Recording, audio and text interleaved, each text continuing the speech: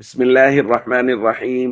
عن أبي قتادة رضي الله تعالى عنه عن النبي صلى الله عليه وسلم قال: العبد المؤمن يستريح من نصب الدنيا وأذاها إلى رحمة الله، والعبد الفاجر يستريح منه العباد والبلاد والشجر والدواب. رواہ البخاری۔ نبی کریم صلی اللہ علیہ وسلم کے پاس سے ایک جنازہ گزرا تو آپ نے فرمایا: مستریح و مستراح من، یا تو یہ ہے کہ یہ جانے والا راحت پا گیا ہے، یا اس سے راحت پائی گئی ہے کہ دوسری چیزیں اس سے راحت پا گئی ہیں۔ صحابہ نے عرض کیا: یا رسول اللہ ما المستریح والمستراح من، اس بات کا مطلب کیا ہے، تفصیل کیا ہے کہ یہ یا تو راحت پا گیا ہے یا اس سے راحت پائی گئی ہے؟ تو آپ صلی اللہ علیہ وسلم نے فرمایا: بندہ مومن جب دنیا سے جاتا ہے تو وہ دنیا کی تکلیفوں اور مشکلوں سے اللہ کی رحمت کی طرف چلا جاتا ہے، راحت پا جاتا ہے، اور بندہ فاجر جب دنیا سے جاتا ہے تو اس سے راحت پاتے ہیں انسان بھی، شہر بھی، درخت بھی، حیوانات بھی۔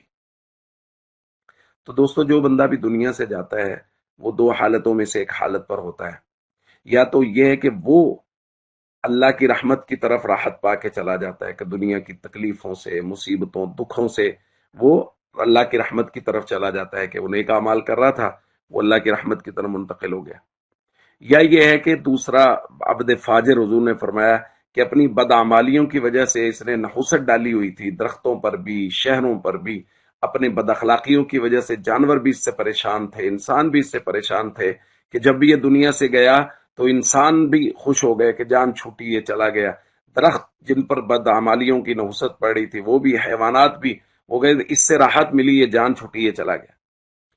تو دوستو، ہمیں طے کرنا ہے کہ ہم کن لوگوں میں سے ہیں۔